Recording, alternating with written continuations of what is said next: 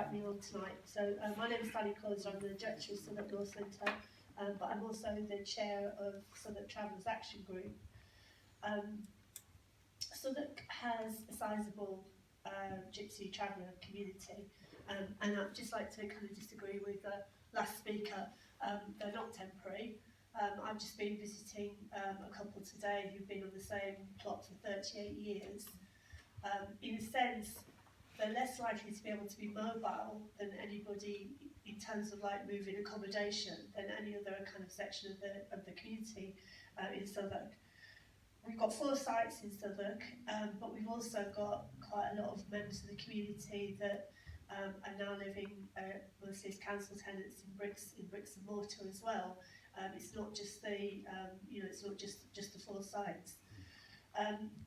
I have had some exchange with Kieran and with officers around how we can better involve and give a voice to that community.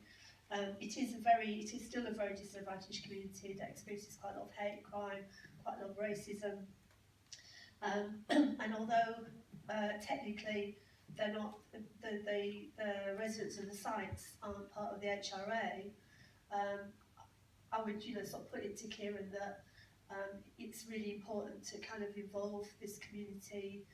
It is a kind of marginalised community, and at the moment, they don't have a voice, and for whatever reason they're not involved in the TOS. It's something we should perhaps be working towards.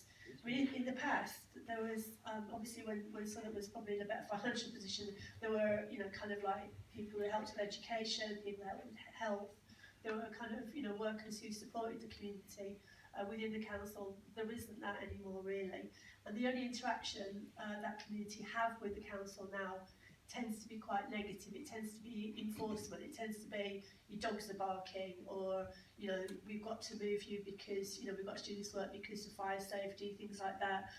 The fire officer says this. So it is about enforcement, and that's the kind of relationship at the moment between the council and that community.